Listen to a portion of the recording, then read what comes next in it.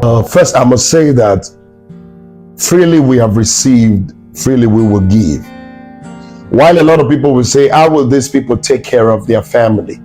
How will these people do this? How can they do this? How can they do that? If you are thinking of how, you are in the wrong business. If you are thinking of how, then the gospel is not your business. Jesus sent them, he said, take nothing with you. Just go. They could have thought of how are we going to survive? How are we going to do this? They didn't think of how. If you are thinking of how, I'll say it again, you are in the wrong business. If you are in the gospel business, thinking of how, then you are in the wrong business. God called Abraham from his father's house, taking nothing. He said, just go. That's why it's called faith.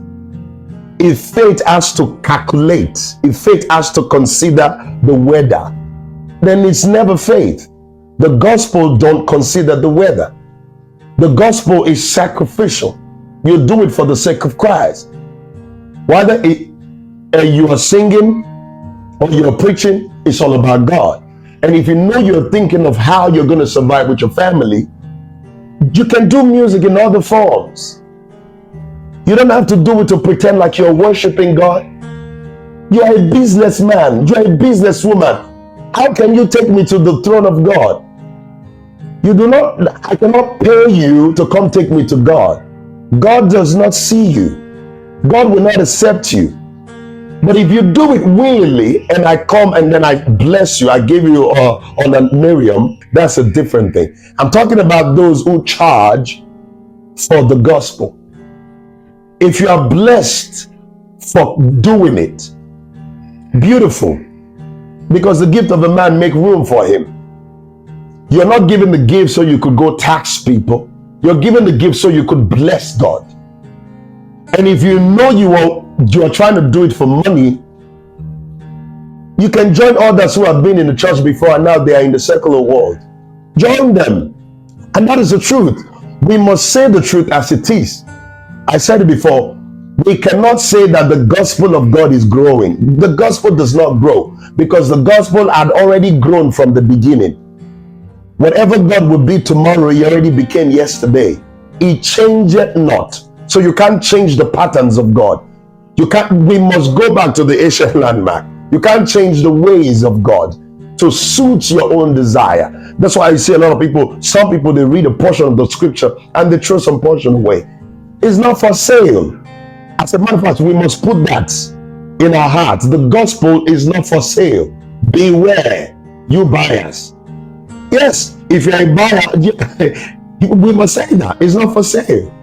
So if you are charging people to go minister in the church, say because I'm going to have 10 instrumentalists, 3 or 5 backup singers, get people who are ready to sacrifice as you. If they are not ready to sacrifice, then don't be part of it.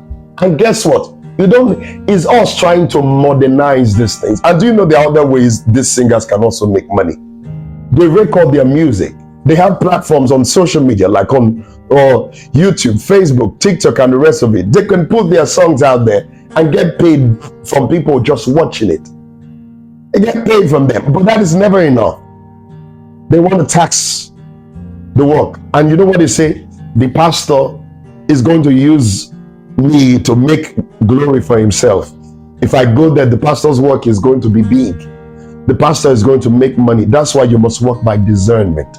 First, you have to decide by the Spirit of God where you should go to, who you should go to. So you pray and the Lord tells you, go there, go there.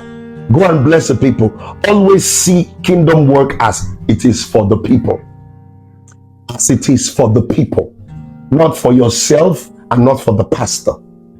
If you know you're going there to bless life, even if the pastor is trying to use you, go. If God has directed you to go because you're going to bless a life.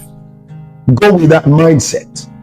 And when you have done it, sometimes the blessings may not even come from the pastor. It may come elsewhere. Everyone, whether you share the gospel via music or via preaching or in any means you share the gospel, God is saying, however you share the gospel, we must do it with all humility. Freely we have received, freely we must give. So I do not support those who go about to do this. And if you cannot trust God enough, selling the gospel also shows your lack of faith. It shows you do not trust God enough to take care of you with this gift or in this calling. It's the same person who has charged a pastor 5 to 10 million naira to perform, who will go on stage and begin to encourage young believers to trust God, that God will do a miracle, that God will do this. But you charged, you are billing people, you are doing Yahoo, and you go to encourage people, trust in whatever you're going through, trust God. Why could you not trust God? You have to bill somebody, you have to charge somebody for a gospel that has been given to you freely. Why? Because you do not trust in God's ability to reward you for your good works. You do not trust in it. That's a problem. So I really do not support it. That's my complete take on that.